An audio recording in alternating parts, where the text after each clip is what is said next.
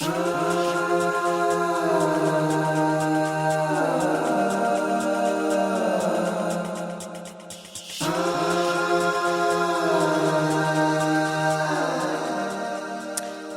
back to Tammy Tuesday's podcast. We're happy you're here. I'm so excited for our guest today. One of my biggest heroes in this world.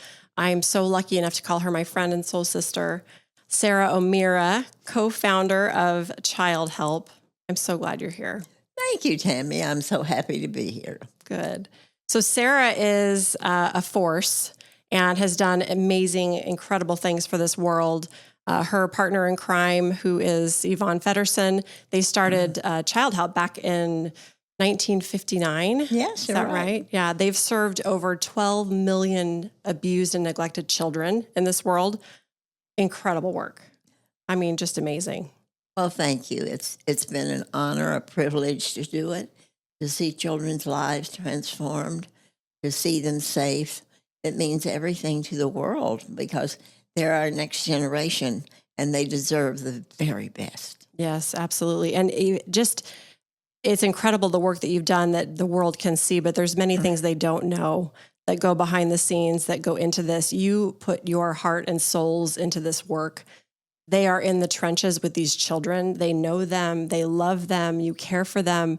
I mean, you've been nominated for, I think, 8 Nobel Peace Prizes. Yes. I mean, that's incredible.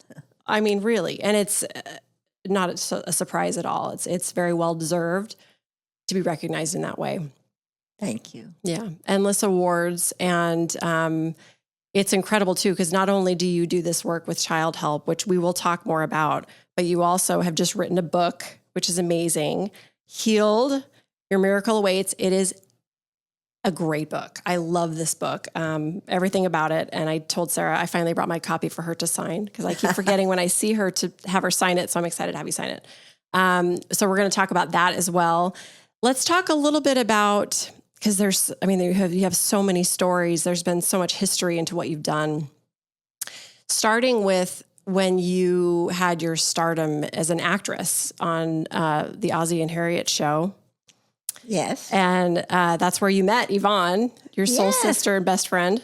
Many of your audience, I don't think, will have ever heard of the Ozzie and Harriet show, but certainly in my era, they would have. It was a family show.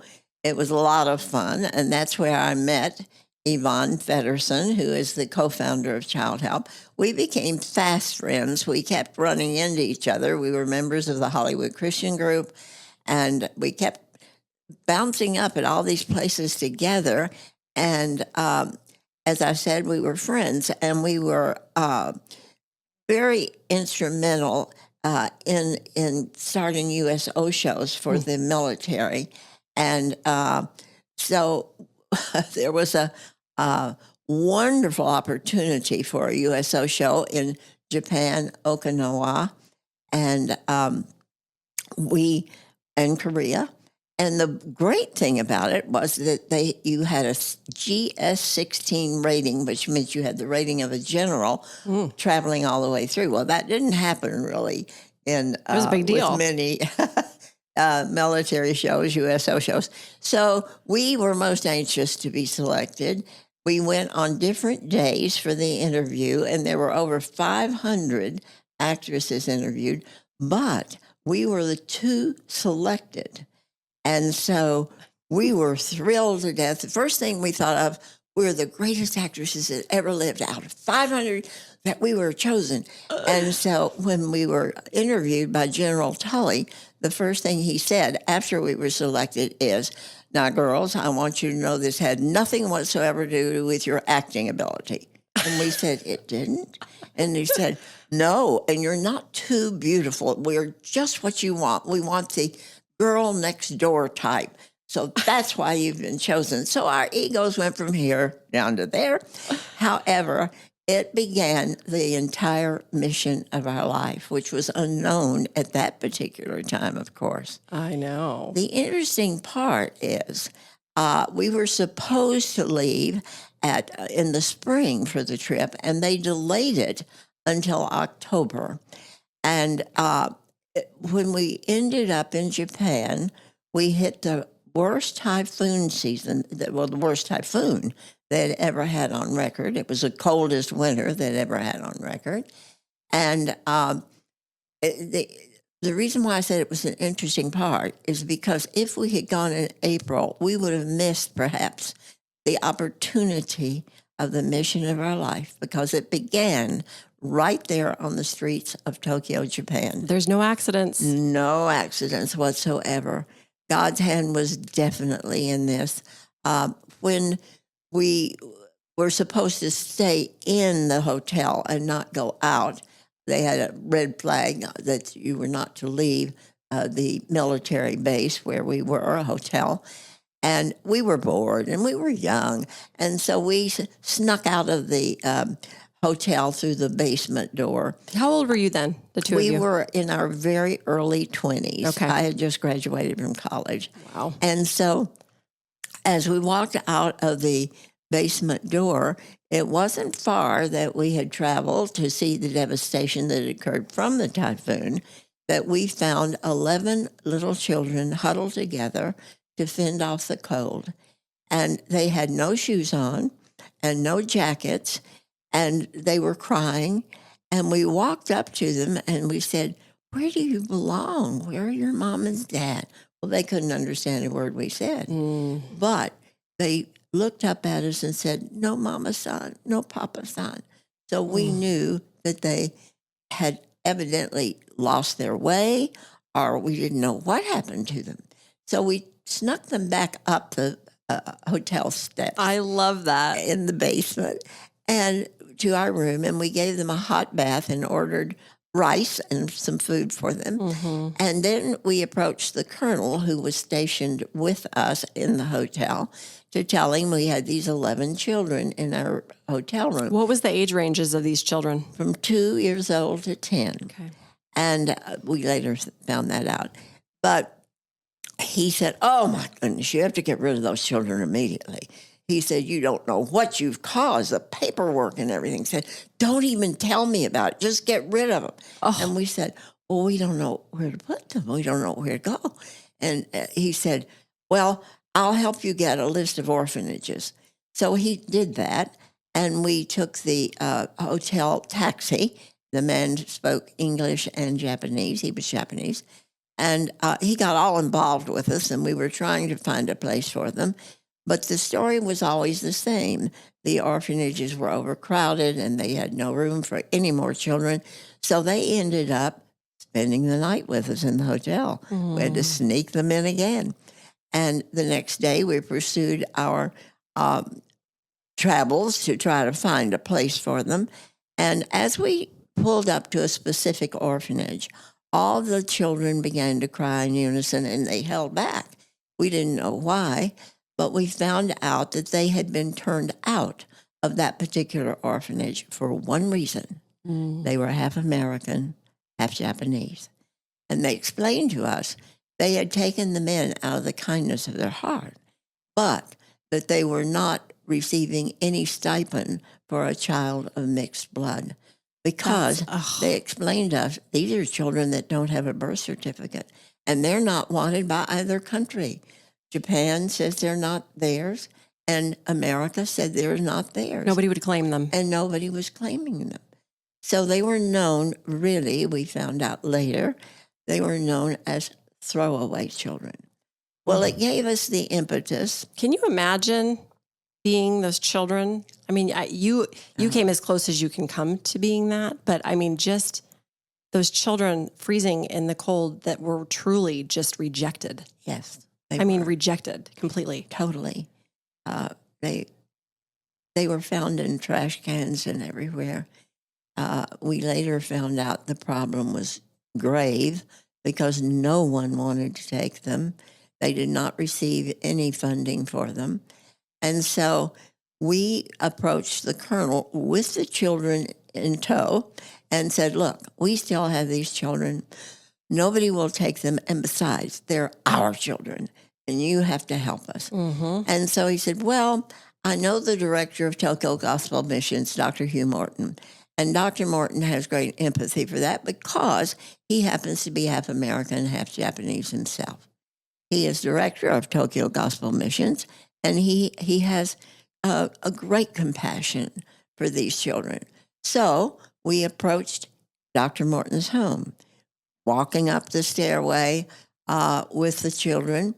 And as he opened the door, we saw a line of luggage, and he said, "You know, you're the first people to ever stop to care about these children." And he said, "I'm very impressed.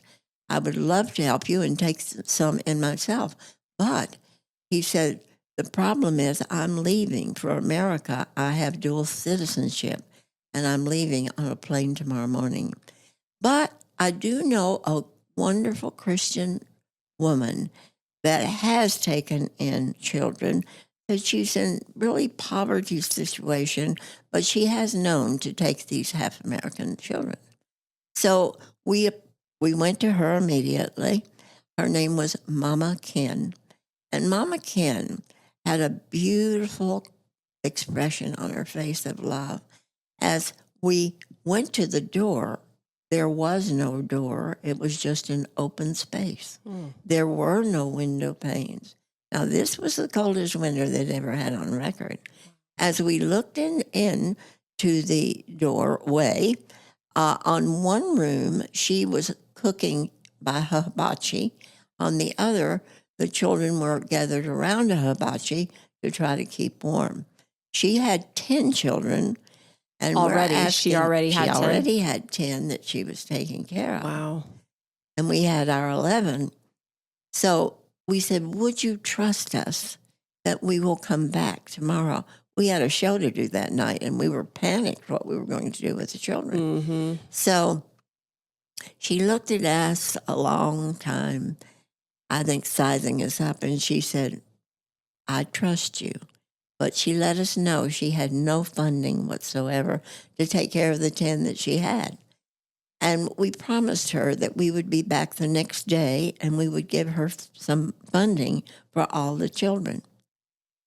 We stopped the show that night and said to the soldiers, "We want to tell you about our day." Oh, my gosh. And we told them about finding the children. And we said, "You know, some of these children might be yours, so you have to help us." Right. And we asked them to show up with army blankets and things that they could put lumber that they could put a front door on. And we explained where it was. They came by our hotel in a truck with stolen army blankets and sea rations. And we all went to this little hut. It was literally a hut. Right. And they began putting the front door on, the window panes. They even added a room in that one day. And we went to an open air market and bought clothes and blankets. I wired home for money and told my parents we really need a lot of money in order to keep these children warm and safe. And fortunately, my father and mother wired funding, and we had some of our own. And we thought, you know, God planned this timing because we wouldn't have been here had we come at the original time. So he wanted us to take care of these 21 children. So we were on instant mama-sons of 21 children. Mama-son. Well, we had all these plans, and we were going to send them to school in uniforms, like the children in Japan always had a uniform if they went to school. And so they wouldn't be sized up as orphans. Right. And we had all these plans. But the next day, when we went to see the children, we had an additional 25 more children that were left on our doorstep, up the block, down the street, with notes pinned on them for the orphanage of mixed blood. And to make a...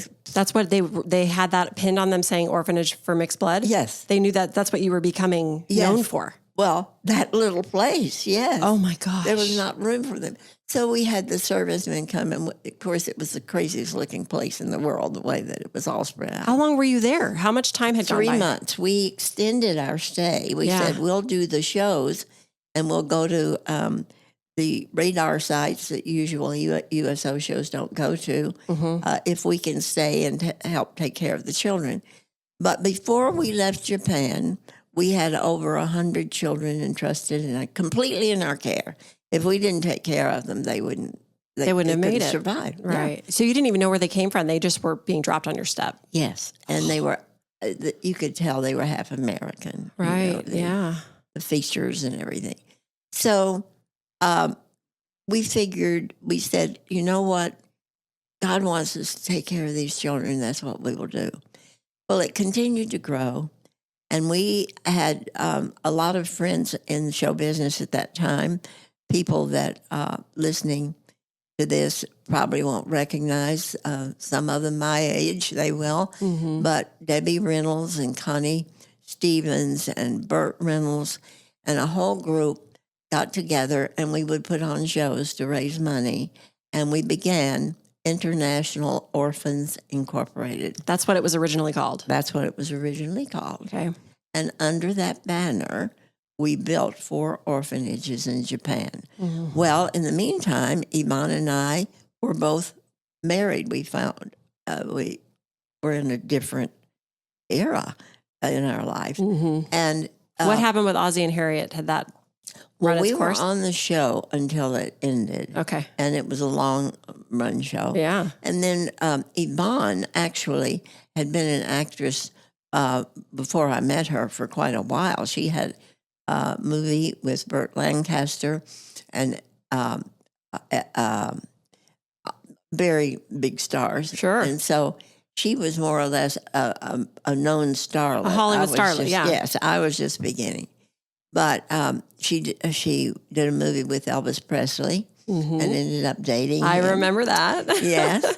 And so we were raising these children and making sure they had an education. We had a sponsored orphan plan where individuals would pay so much a month, and they became involved. And actually, some of them were educated through college through the Special Friends program that we had. But it was a different time because the war had ended in Korea, and a lot of these children were products of an R&R from the Korean soldiers coming for their R&R in Japan. And then the story had changed a little bit in the discrimination of the child. Because we were married and had children, we thought, well, we'll give the orphanages back to the people that are running them because it's now much better than it was. Right. And about that time, we received a call from our congressman and said, Were you still living in L.A. at the time? In L.A. Okay. And our congressman said, Congress wants to honor you for what you have done. And you didn't ask for any notoriety. You didn't ask for anything. You just did it. Because it was what was in your heart. You were guided to do it. And so we thought, we didn't even know they knew anything about it. This is wonderful. So we're on the plane all excited to go. And Yvonne said, you don't think they're going to ask us to go into Vietnam, do you? And I said, oh, no. And I said, they might. And we said, you know what? We better think about how graciously we're going to say no. Because, we thought we can't take this on with our families. Right. So we spent the whole trip making up how graciously we could say we're very honored that you would ask us, but we really can't because our lives are different now. We were awarded an award from the Congress, but there sat the Commandant of the Marine Corps. His name was General Reen. And I knew that he wouldn't be there unless something was going to be said. He got up, showed us pictures of the half American, half Vietnamese children, and said, we don't know how to handle it. Nobody can do it.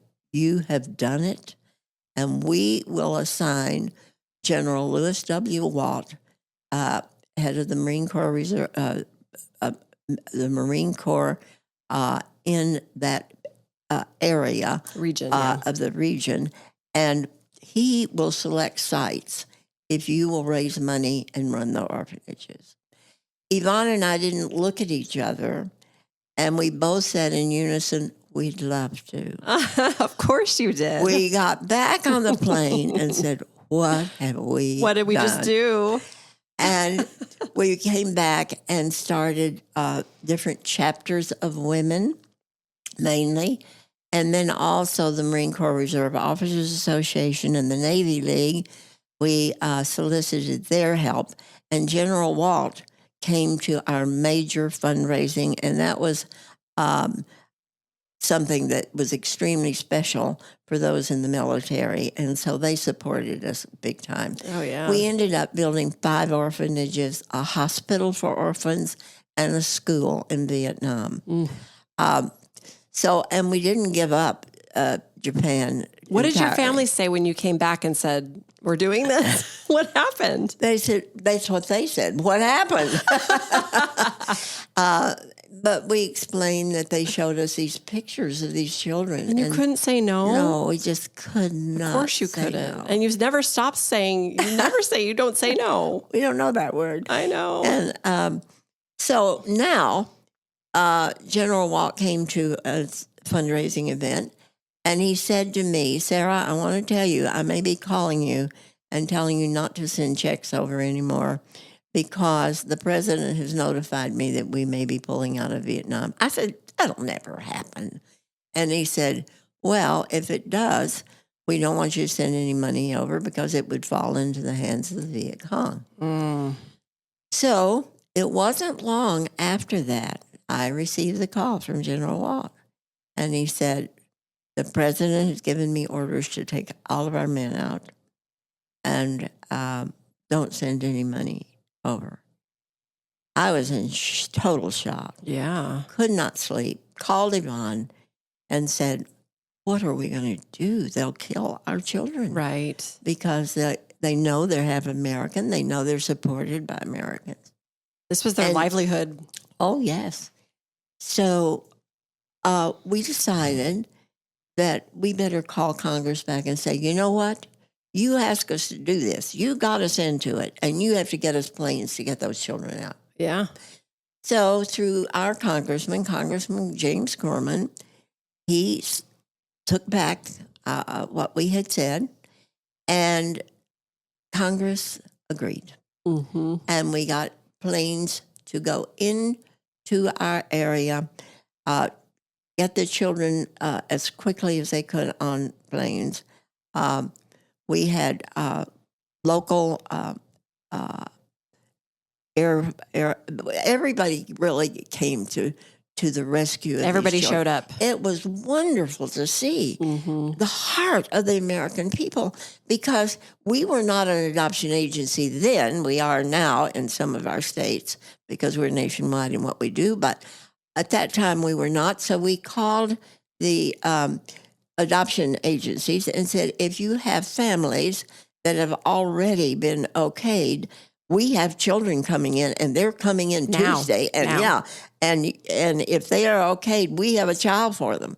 Do you know that every single child was adopted by the time that those children, and we Landed? had thousands of children. How many come children? Thousands. Well, that varies as to what the reports you get. I don't know that they kept the entirety. Exact. When Kalki, who was the president of Vietnam, came to an event for Childhelp, which we are now, and told how many children that we had saved out of his country. And at that time, he said we had saved over 20,000 children. So we don't know if he was talking about the orphans that had gone through our orphanages before the Vietnam baby lift, as it was called, Right. or at that time. But anyway, it was thousands upon thousands. We had them coming in from every to every And they were airport. all adopted. They were everyone adopted. That says so much about this country. It certainly does. They did not turn their back. And these, What year was that? that was, let me see. You remember? No, I'm not exactly sure. It's terrible. I know we've been in existence for 65 years. I know. So it was probably, I would say 50 years ago or something of that nature. Ugh. Yeah. That's amazing. It was really. What did that, okay, as you're walking this and you're on this journey of just, you can't say no, you can't look away. You're in it. When you started to see this happening and when that Operation Baby Lift happened from there, how did you feel? What did that move you to do? Did it just say, oh my gosh, I want more? Did it say, what did it tell you? How was that message received for you? Well, I think that Yvonne and I became robots almost at that juncture because we were under the gun for timing and getting the children out. There are many movie clips, video clips about people shoving babies on our airplanes at the last minute. Right. One of the things that hurt us so badly is the doctor that came on the very last plane. We had it coming in at Long Beach, Air Force, Navy pavilion there. He said to us when we were carrying the babies off with our volunteers off the plane, he said, we got as many children out as we could, but as we pulled out, we saw on China Beach that Viet Cong had come in and lined the children up and shot them. Oh my God. And that absolutely devastated us. I cannot imagine hearing that. And the only thing we could think of, we have to think of the children that did get out. That you impacted positively. Exactly. That's all you can do. And you did everything you could do. Yes. So these children have gone on to do miraculous things, graduates of West Point, doctors. We have one child that was on the very last plane load. Actually, our first plane load crashed into a rice paddy. Seriously? And killed most of those on the plane except two children, a boy and a girl. Wow. And this little girl was taken back to the first to our hospital and then back to her orphanage and reprocessed. And she did get back on another plane. And she ended up in San Diego as a lawyer defending abused children. Oh my gosh, what a great story. Yes, and she came to the dedication in Arizona when we moved our headquarters to Arizona from L.A. Oh my gosh. She was there as a surprise. Oh, that's so beautiful. Yes, it was. Wow, how powerful was that? Oh my gosh, that's amazing. So obviously this is just the beginning. Yes. Of what now is Childhelp. We thought it wasn't the beginning. We kept thinking it was the end, but it was really, as you say, the beginning. I know, because today you're looking at, like I said, over 12 million children that you even just know of. Yes. That's just what you know of. Yes. You've had such massive global impact with your hotline, with your things that people have no idea, that you have no idea, that your organization has no idea that they've saved these children. Yeah, you're right. From neglect and abuse. You're and right, you have had such, since I've known you, I was introduced to you by our mutual friend, Ivy. I just love Ivy. And she said, you need to know the ladies. And so when I came in and met you and learned about Childhelp, this was back when I started my magazine business several years ago. I just was so moved by what this organization was. You guys were so well known. I just was unaware of it. And the fact that I was able to get that knowledge and understand what this was and the magnitude and the impact that it's had on the world, because you two ladies had a vision and a heart and were guided to step into a huge purpose. And you said yes. That's just so powerful. Well, I think most anybody would have done what we did because they couldn't pass by those children. They would have to have stopped for them. But we had no idea what it would become. Our life, yes. You had no idea that it was going to become what it's become. It's just amazing what it's become. And each segment, we thought, well, that's what God wanted us to do, and we've completed that. And then another door would open. And, of course, after Vietnam, we thought, now we have done what God wanted us to do. And we were asked to speak about the Vietnam baby lift a lot. And we were at quite a large function. And on the dais with us were the Reagans, Nancy and Ronald Reagan. Mm-hmm. They heard all about the baby lift. They knew about the baby lift. And Nancy, as we came back from the podium, put out her arm like this. And she said, "You two are just the ones to do it." And we said, "Do what?" And she You're like, said, haven't we done enough? she said, "Child abuse in this country." She said, "The laws are protecting the perpetrator, not the child. Nobody wants to touch it with a 10-foot pole. But you dealt with an unpopular war, unpopular circumstances. You defied countries. You went in, and so that's who you're going to do now." We did the undoable, and she said, "It's you." Yeah. She saw it. But we said, well, we'd never heard of child abuse. Neither had anybody else. It wasn't in the paper. Right. Or that's really interesting that you say that, because it was not what it is today. Oh, no. I mean, it was unspoken. It was yeah, exactly. Keep going. That's very interesting and very absolutely, because people said, well, you're dealing and messing with families and you don't get into private affairs. And it was unspeakable at the time. Oh, yes. And I said almost flippantly, well, we've never heard of that, Nancy. And I said, we would have to do a feasibility study to find out. And I said, and that would require a lot of funding. And I was telling her why we couldn't do it. And so she turned to her husband and she said, "Ronnie, I think we can get that money, don't you?" And winked at him. He said, "Yep."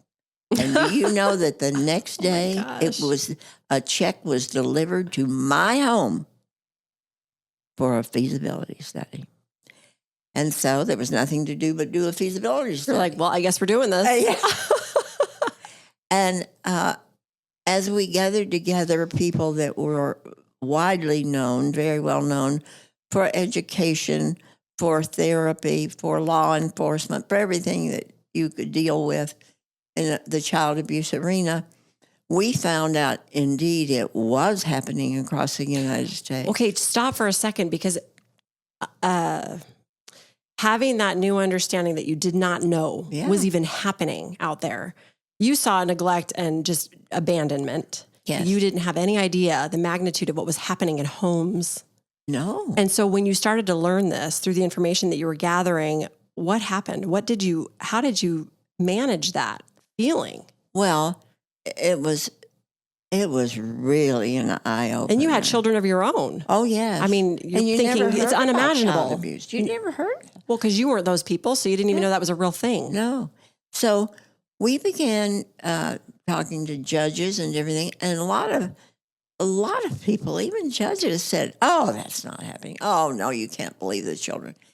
Well, as we delved into it, we realized... You can't believe the children? That's what they'd say? Yeah. But, that they make up things and so forth. It was like very few people had the side of the child. So when we looked into the laws, Nancy Reagan was correct. The laws in our country protected the perpetrator, not the child. And if you reported child abuse, and let's say it could not be proven, and the parents said the child fell down the steps, and that's how they got the black eye and broken bones, and they did not believe that it was child abuse, then the informant could be sued by the family that they said that was happening. Wow. So everybody was scared to death to say anything. So the first thing Yvonne and I did, we walked the halls of Congress. Wow. And we went into senators. We went in even unannounced. I mean, when I look back, I think how ridiculous it was. Well, did you have the Reagans on your side to be able to have that kind of access? Yes, but Which is great. Yes, but we didn't use that so much Right. because it was awkward for them too Sure. until the laws were That makes sense. changed. Of course, especially where they were. Exactly. And so what we would do is go in and say, these laws have to be changed and why. But then all the people that were on this board with us that we created, they were a lot more, they had a lot more information than we did on how to make the laws so that they would be passed, and how what you can do and what route you would go. They knew the path of least resistance to make it happen. Exactly. Yeah. It's a better way to put it. Yeah. And so we would just go do it. We just didn't have any fear. As I look back, I think, how did we have the courage? I was going to say how brave you ladies were to say no. You were knocking down doors saying, I don't think this is no. Yeah. I'm saying no. Yeah. So, and we were saying it's your job to do this to protect your children in your state and the whole thing. Anyway, we did get laws changed, and that was the beginning. But then everybody was looking around, and there was not a program where you could point to, even if you took the child away from their home. I mean, they didn't. They had nowhere to go. Yeah, they had no place to put them. They didn't know how to deal with them. The therapists weren't even educated in that field. And so that's what we wanted to do, a television special. Our group said the way to inform the public is through the media, and we have to spread the word about what's happening in America. And we said, yes, we'll do television specials, and we'll let everyone know what's happening to their children. And then we looked at each other and said, but there isn't a solution we can point to. And that is what caused us to open the very first residential treatment center in America for strictly abused children. Well, that's what you said. If nobody else is going to do it, we're going to do it. So we did that. And our phones on that television special rang off the hooks, not only for survivors and children that were being abused, but even lawyers and judges were calling us. And they were saying, we don't know where to go with this. We don't know what. And so that caused us to start the National Child Abuse Hotline, where people could call in. And we decided that instead of having volunteers answer the phone, we would have only degreed professionals to know how to receive the calls and what to do. Yes, because Action they could steps. tell them actually what to do and how to save do it. them. And we've done that ever since. It's 45 years later. That's amazing. So that grew, and then we realized that after they graduated from severe abuse therapy at our villages, that they needed foster homes that knew what they were doing. So then we opened a series of foster homes and then group homes. And then we started a prevention program in our schools.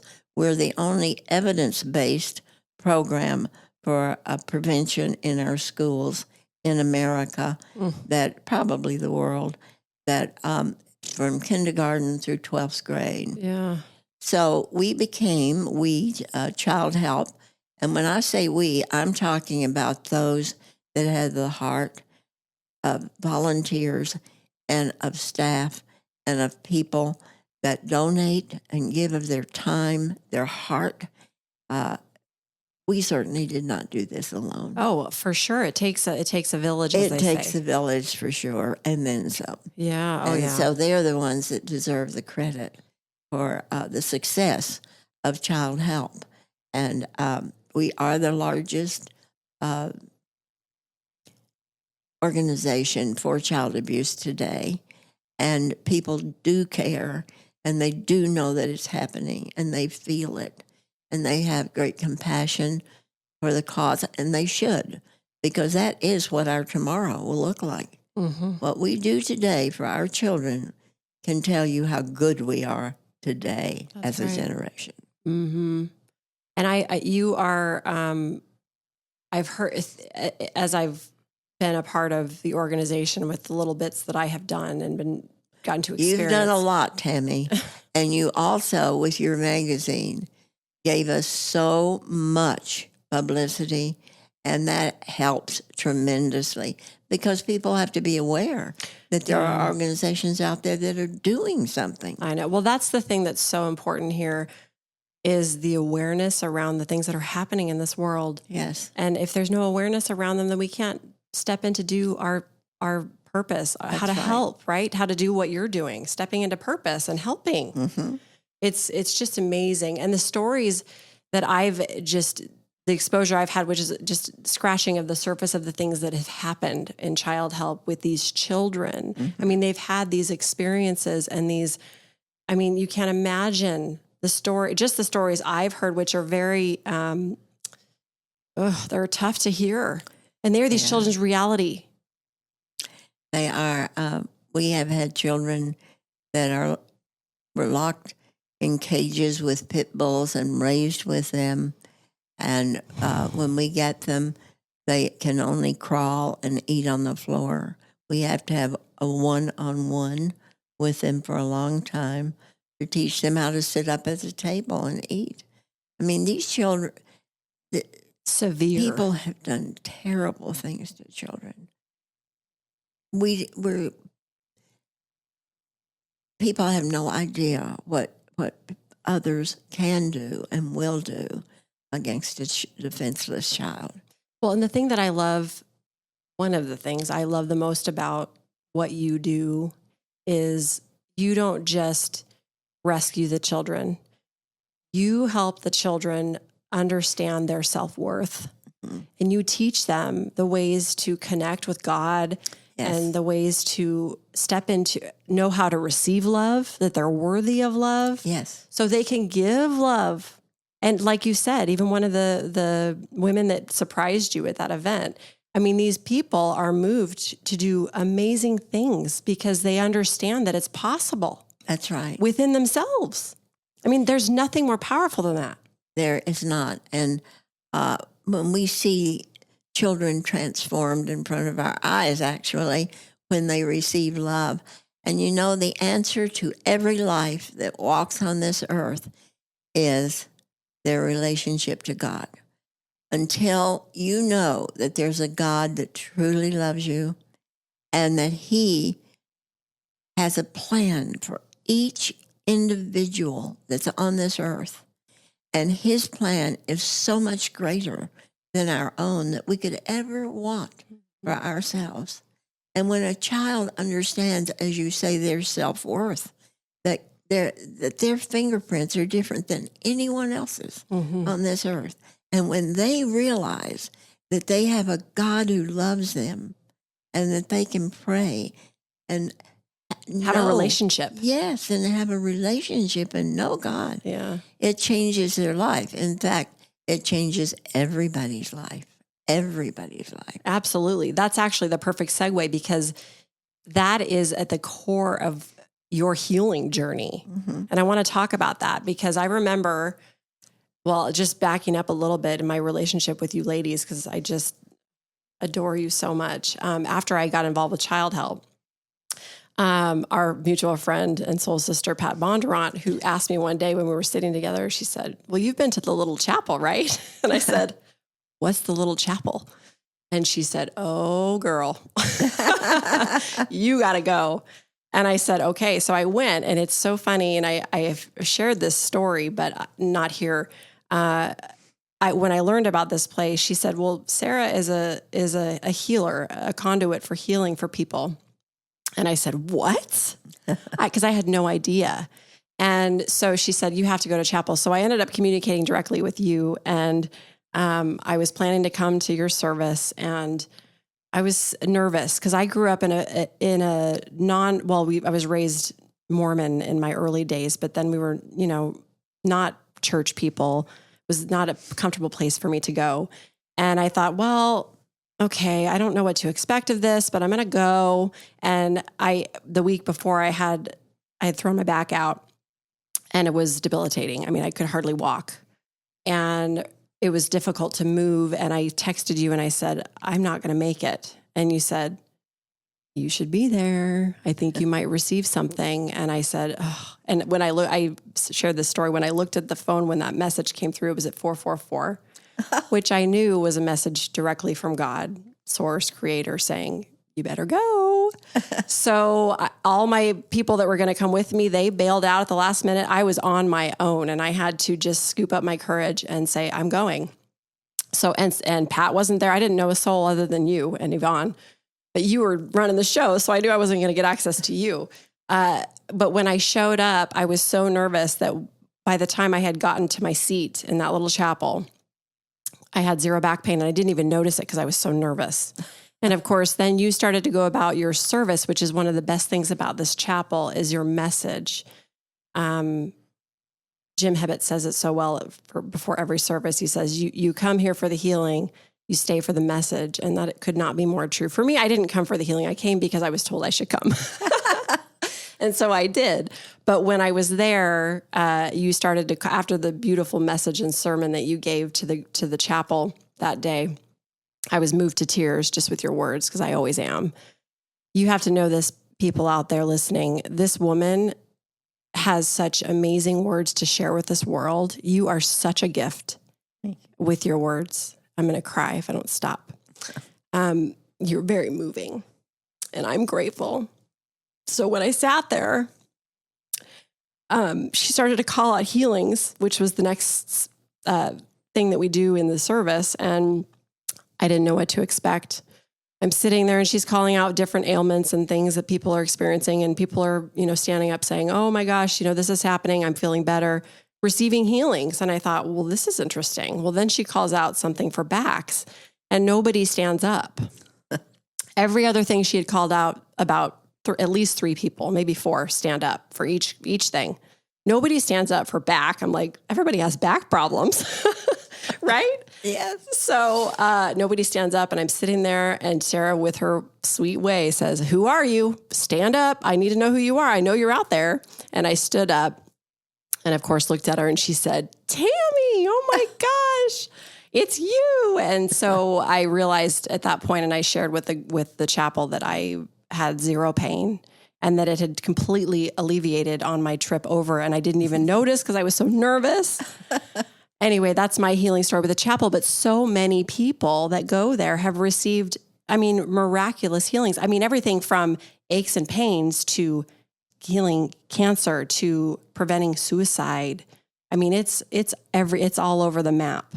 So I want to talk about your story of how you got into this, because it's fascinating to me. And we sat together and you shared it with me, and I want the world to understand it. And it's in your book, but I want them to hear it from you.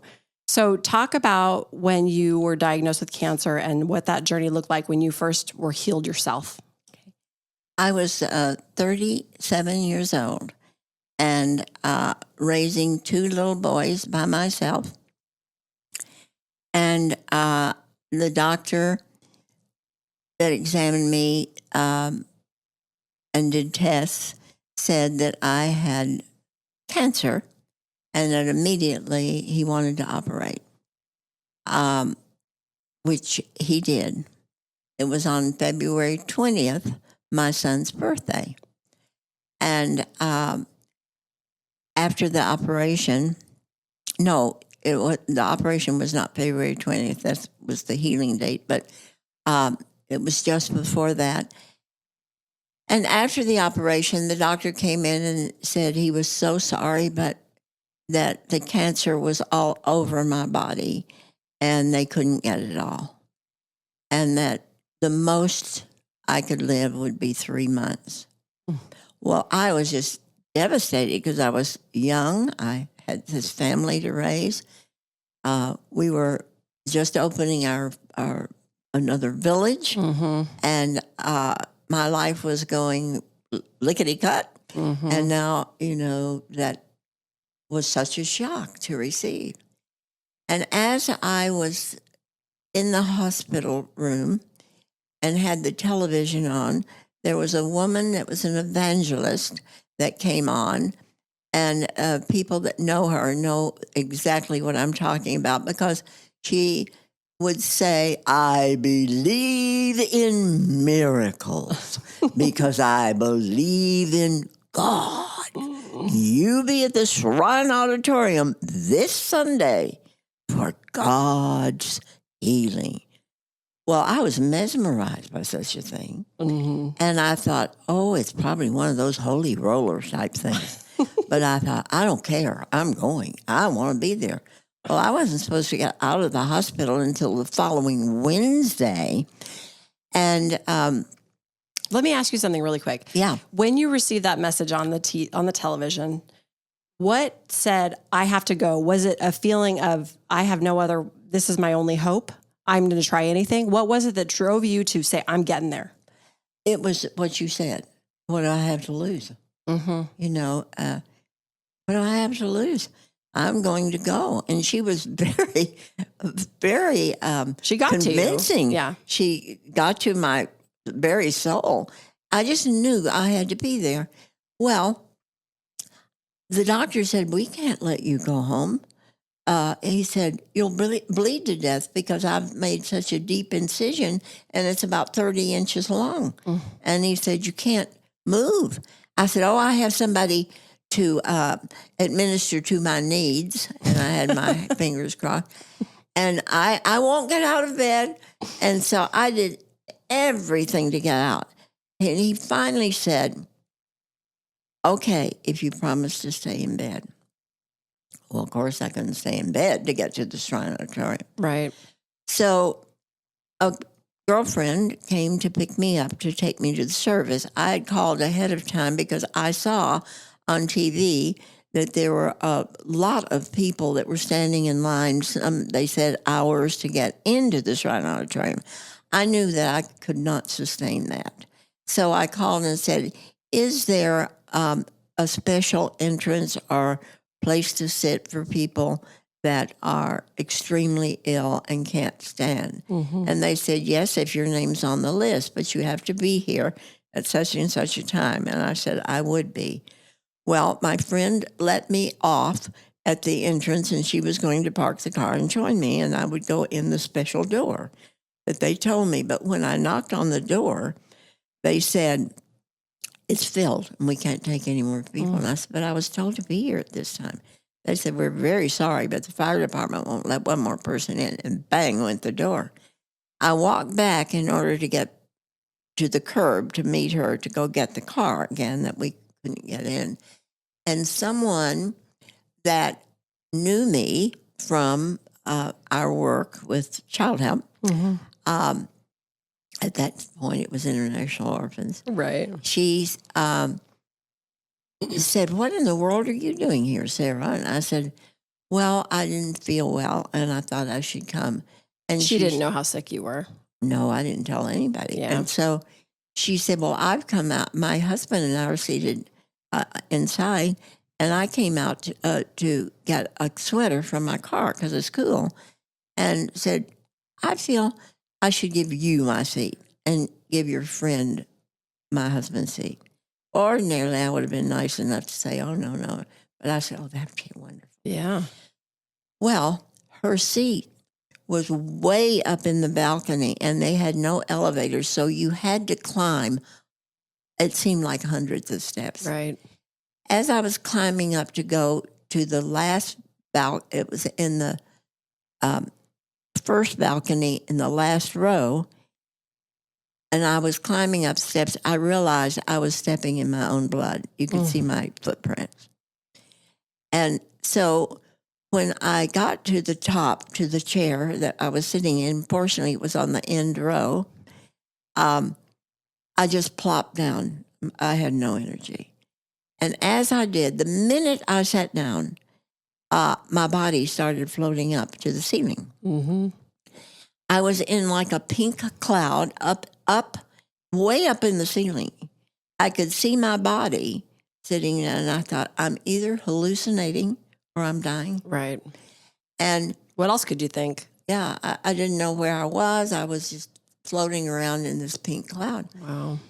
Catherine Kuhlman, who was the evangelist, came out on stage I don't know what she said, so it wasn't anything that went to my heart to say, this is for me. But I knew there was a big choir singing, and Catherine was speaking. She was doing her service.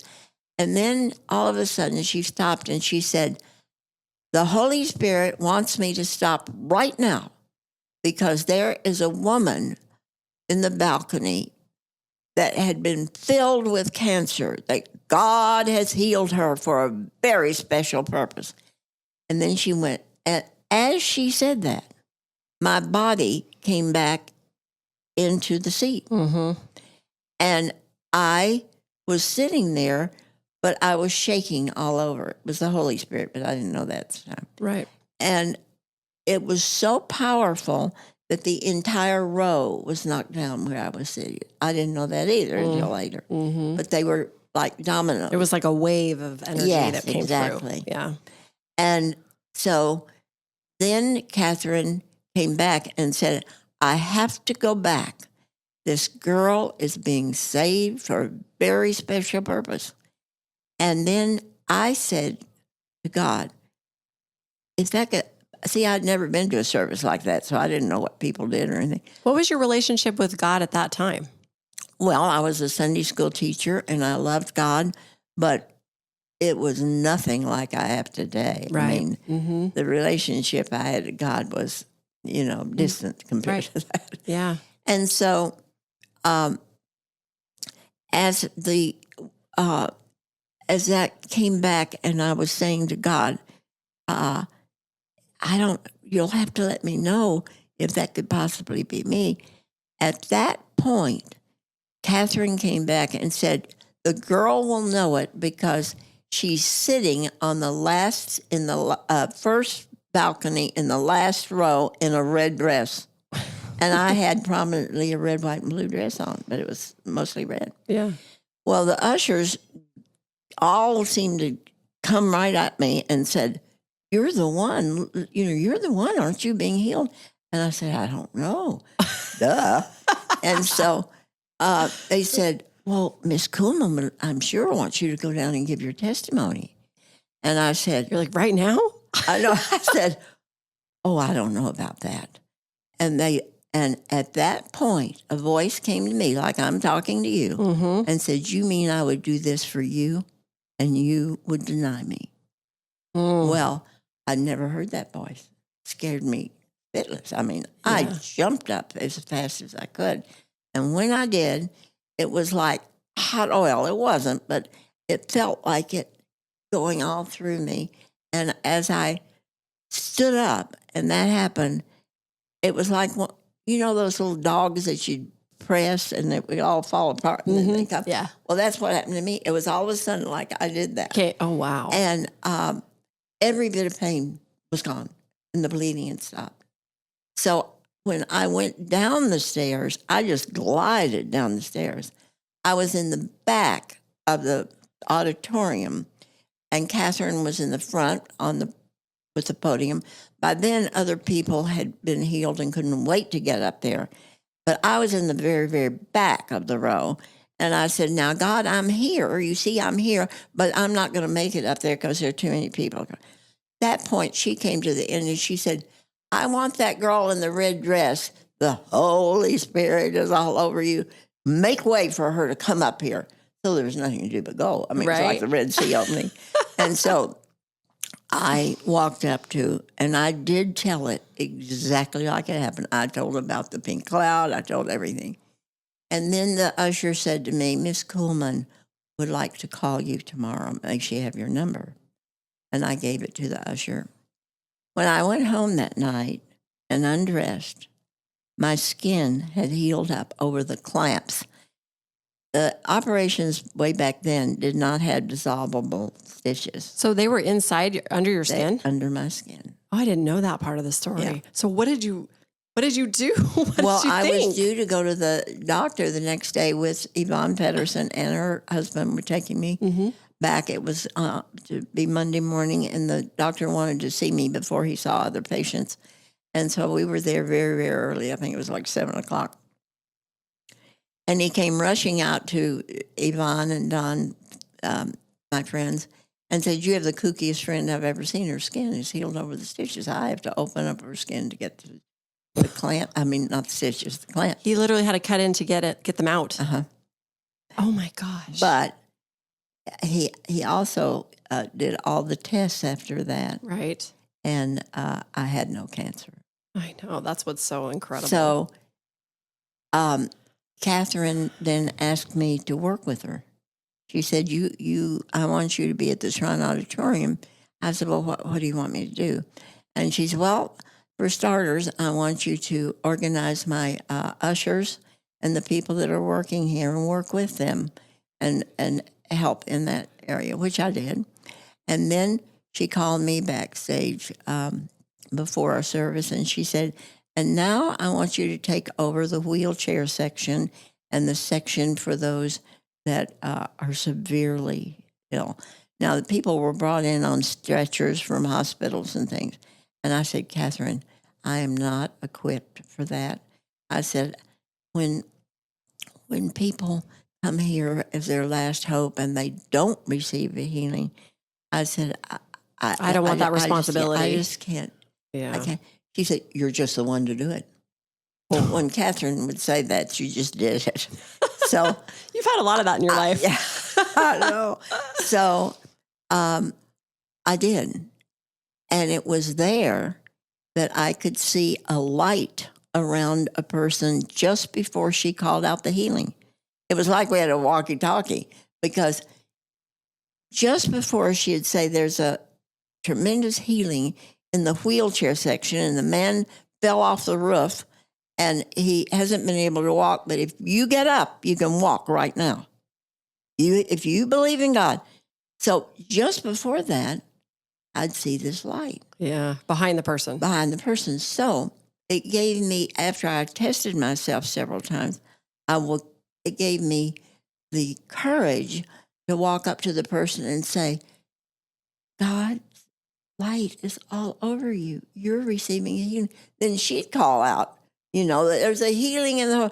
Well, I lifted their faith to that point, because I just said, the Holy Spirit's light's all over you. Uh-huh. So you could see it. I could see it. And so I later went up to Catherine and said, "Catherine, I know when you're going to call out a healing." I said, "I could see it in the light." And she said, "It's just the beginning. Just the beginning." So Oh, man. she asked me to go to the Holy Land with her. Yvonne and I went. Mm-hmm. And we were having lunch. She was doing a huge healing service for a lot of different countries. She had sections of different countries, and people were interpreters, and we were there for that. And then she took 10 of us on a special tour.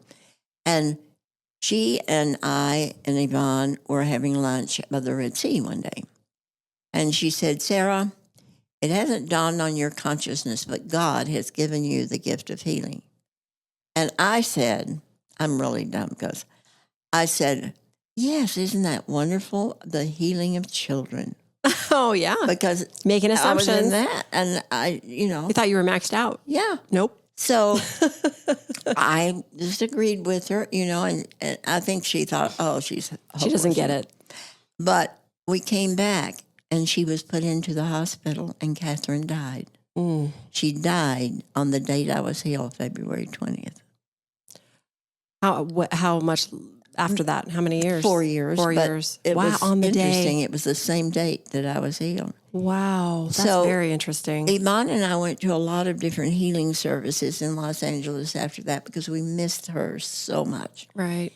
And I'm sure they were valid, but we didn't feel the same depth of the Holy Spirit as we did in Catherine's. She was just one of a kind. Mm-hmm. I mean, she's very well known. She's in movies today. They talk about Catherine. Right. But what was interesting was the next step that God did. We were friends of Danny Thomas, St. Jude Danny. Mm-hmm. And he called me out of the clear blue, and he said, "Sarah, what are you doing tonight for dinner? Because I have a priest in my living room that's a house guest of Rosemary's and not mine. And he's looked everywhere for you. I said, why would he look for me? And he said, because he didn't know Catherine Kuhlman, and he has a phenomenal gift of healing. 3,000 to 5,000 people come to his services. He's from Massachusetts. And he said, you wouldn't happen to know a girl by the name of Sara O'Meara, do you? And he said, very well. He said, I have to meet her. Well, the reason why is because everybody asked about Catherine Kuhlman. They'd say, well, if you really want to know about Catherine, you should talk to Sara. Got it. Yeah. So we talked like magpies all through dinner. And he was delightful. He had a great sense of humor. And he said, I want you to take me to the airport the next morning so that we can visit longer. And I did. And when he got out of the car, he said, I don't know how, but I think we'll be working together. And I thought, boy, that's a trick. I don't happen to be Catholic. I'm Protestant. Right. He's Catholic. He's a priest in Massachusetts. I live in Los Angeles. So I didn't think too much more about it. And he called me not long after that, and he said, when I got off of the plane, my bishop met me and said he wanted me to go to California to do a whole group of healing services throughout different cathedrals. He said, I'll be going to San Francisco and different places, but the main place will be LA, and I want you to do what you did for Catherine, for me. And so I said, okay. Yeah. So Yvonne and I got the ushers, and we did the whole thing all over again. Well, when he had his services, it was the same fabulous Holy Spirit we felt. Mm-hmm. We loved his services. He was just terrific. And so he was there for a couple of months. And when he was leaving, he said, I don't know how, but we're going to be working together. He went back and was doing what they call a workshop for a week. And he said, I asked my bishop if it was okay if you would work with me and put the workshop on with me, because you're not Catholic and you'll be walking behind the Eucharist and everything. And the bishop said he had to pray about it. And then he came back and said, she's okay, I could do it. So I went to Massachusetts, and then we went to New York and did them. And I just talked. He did the service and everything. But he said, it hasn't dawned on your consciousness that God's given you the gift of healing. You hear it again. I heard it again. So at the very end of the workshop, this was in Massachusetts, he said, all of those that have come to the workshop, which were 3,000 people, I'm going to do something I've never done before. If you've come here for a healing, line up here, and I will pray for you individually. And Sara O'Meara is going to stand over here and pray for you. So I rushed up to him and I said, Father, don't do that. He put you on the spot. I said, it's like dirt and ice cream. I said, nobody's going to want to be in my line. Nobody knows me. He said to the usher, take her over there. So I stood there and I prayed, oh God, please don't let anybody be in my line. They think I can do something. How scary. Yeah, I was so scared. I can said, imagine. Please don't let, well, I was right. Nobody was. They all lined up like a snake for him. Nobody was in my line. And so it was so embarrassing. I said, well, God, maybe one. And so at the very, very end of the line that I could literally see, it was a man like 6'5". He bent over, obviously, with his family and looked at me and kept going back. I thought, he's debating whether he's going to make it up to Father Dior. And here he came. And I thought, oh boy. He thinks I can do this. Oh, this is terrible. So he walked up, and I said, what's wrong with you, sir? And he said, I have an inoperable cancerous tumor. It was big, like a lemon. I mean, you could obviously see it. Yeah. So I put my hand on his chest, and I couldn't think of a prayer. I was so scared. Couldn't think of a prayer. Deer in headlights. And so I said, dear God, heal this man. That's all I could think of. And as I said that, he had a little family around. They started screaming, and of course my eyes I got to see this go down. Oh. And that was my first sign that God had given me This the gift. ministry of healing. Well, and you were able to see it to believe it. Well, yes. Yeah. And Couldn't deny then it. the end of the line of Father DiOrio's came over to my line because they thought they couldn't make it up to his. Mm-hmm. And as they did, I prayed that night for about 2 hours. And everyone was healed but about 5 people. And so Father DiOrio sent the ushers back out to get me backstage. He said, "Now do you believe me?" And I said, "Yes." And he said, "What are you going to do about it?" Yeah. And I said, "I don't know, because I'm working with Childhelp. I've already got a job. I don't know." But I said, "I will never fail to pray for anyone that asks me." Mm-hmm. And he said, "Well, that's a pretty good start." Mm-hmm. But when I got home, that was when you had, you didn't have cell phones, but you had voicemails, Right. and they recorded. It was Mhm. on a recorder. Mhm. My recorder was full because people had called others. Your in answering LA. machine was full. My answering machine was full. And they had called and said, "There's a lady there. You don't have to go to Father Dior or wherever." And Oh, so wow. I Because you said yes, and all of a sudden they came. had to pray for people at night because I was working in the daytime, doing child help work. Right. And every 30 minutes I booked people. And finally it got so bad, we didn't have gates up at the front, and I had to put gates up so that people wouldn't, Getting walk up. intrusive, I'm sure. Yeah, it was. Because people are desperate. They want Yeah. to be helped.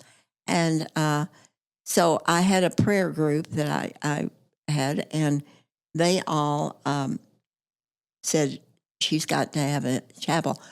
Well, there was a man in Michigan that was healed from my prayers, and he was a developer. He had built the Detroit airport, and he said, "I want to build you a chapel," and he did. Mm. And then I had services. And then God led us to Arizona from LA, which is another story, but we were not happy about that at the time and thrilled now.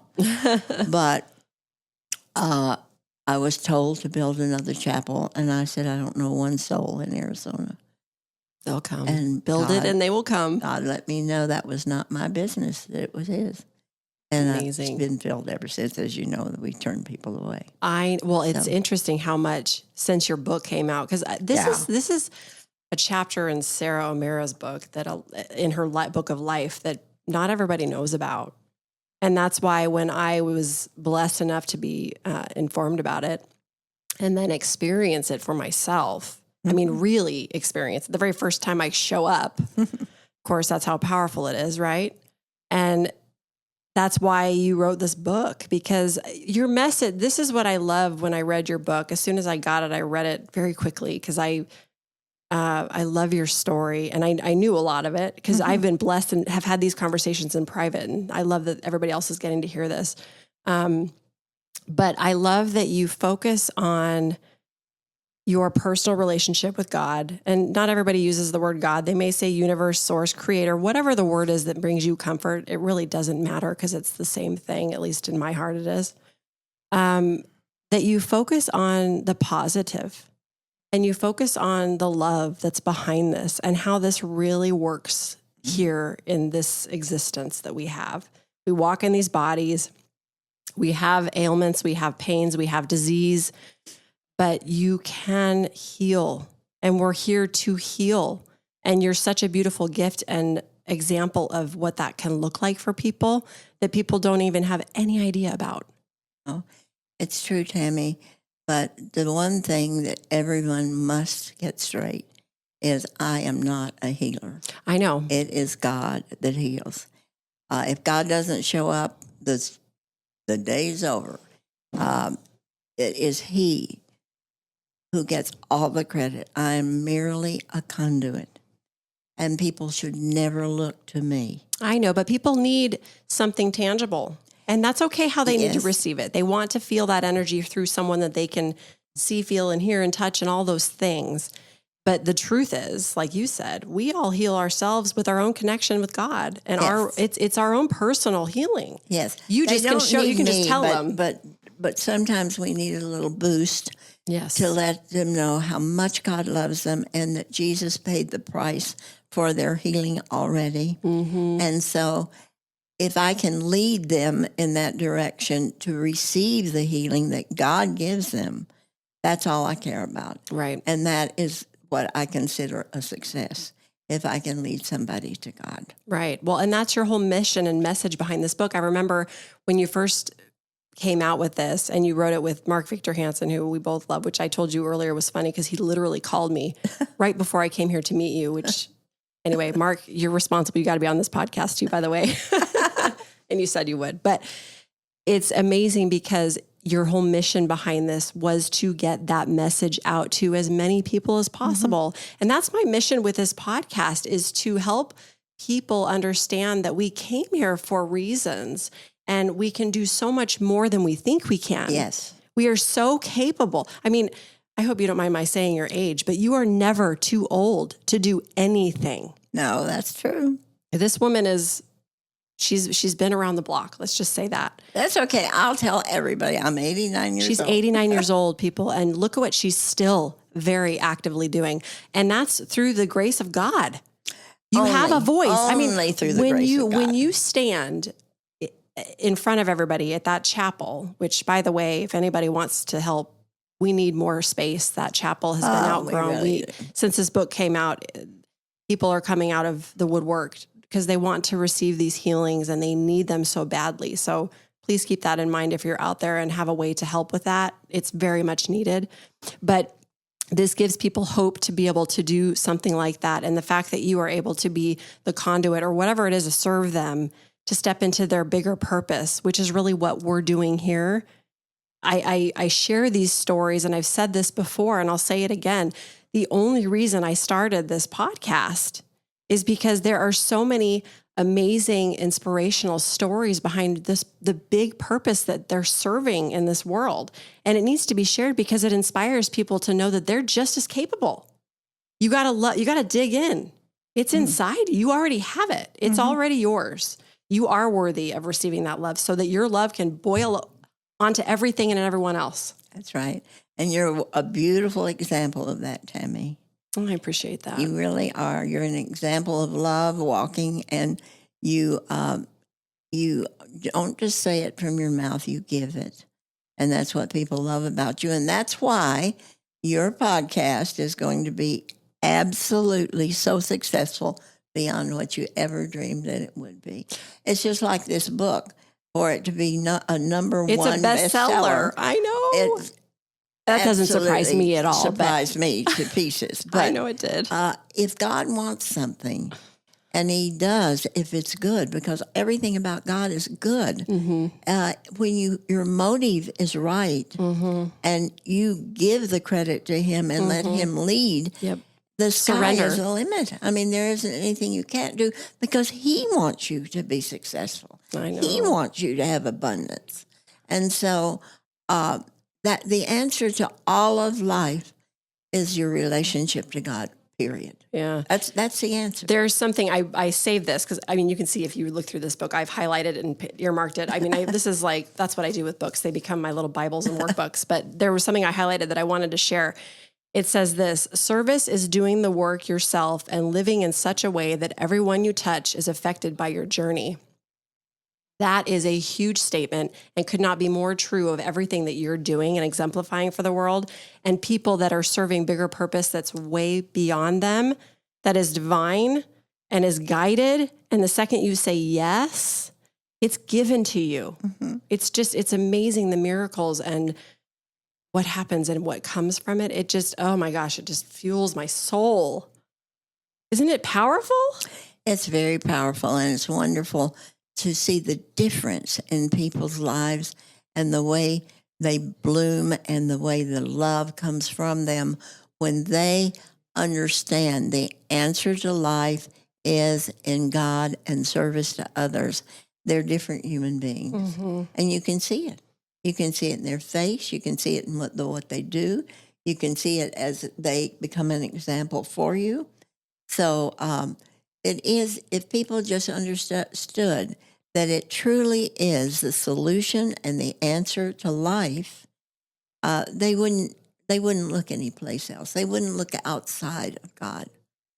So that when you do have God within you, within your heart, your life is different. It's just different. And you become a part of the whole, because, God has something planned for each and every one of us. But when one or other people don't follow God and they don't follow their mission, then the cog in the wheel is missing. Mm-hmm. It's not a whole anymore. Because we're all connected. Yes, because we're all connected. Mm-hmm. And that's what we each have to understand is the answer to life. And it's a good thing to get it when you're young. I love to see people when they're young get it. My grandchildren have gotten it, and nothing gives me more pleasure than to see their life, because I know it's going to be so much easier than most lives, because they know the answer to life. They understand it. They know it. They can't unknow it. That's right. Once you know it, you can't unknow it. No. Period. You just can't. No, it's true. Sarah, I cannot thank you enough for being here with me and sharing your inspiration and beauty with us and who's listening and just the world, really. I mean, I'm grateful to you and Yvonne. I pray for both of you ladies all the time. You are truly deeply seated in my heart. Well, we need your prayers, so don't stop. I won't. I won't. So tell those who are listening, because I know there's people that will be interested to know more how they can help. Obviously, pick up this book. It's incredible. It will change your life. It's very impactful. So pick up Sarah's book for sure. But with Childhelp, where can they find ways to support, help, all of the things? What's the best way for them to do that? Well, they can log on to www.childhelp.org to find out information about that. And the book you can get through Amazon. It's called Healed, Your Miracle Awaits, and it does await. If you want to look up about the Little Chapel, it's the Little Chapel AZ for Arizona.org, and they can find out information about that. Yeah, it's incredible. Actually, the website for the Little Chapel is cool too, because you now have postings of testimonials and things of people that have received beautiful healings. Yes. Powerful healings. So that's a great place to see that. Well, thank you so much for being here. You know how much I love and cherish you. Well, thank you, Tammy. The same to you. Yes. Thank you all for joining us today. We're grateful, and we hope that you will subscribe, like, follow, comment, all of the things. It helps people have a better chance of finding this message, the people that need this message. So please be sure to share it out there, share the love. Sending all of you lots of love and light. You can find us with more information at TammyTuesday.com or on Instagram at TammyTuesdayLife and Facebook as well. Sending you all with love and light. Remember, life, love, purpose, it all begins with you. Peace out.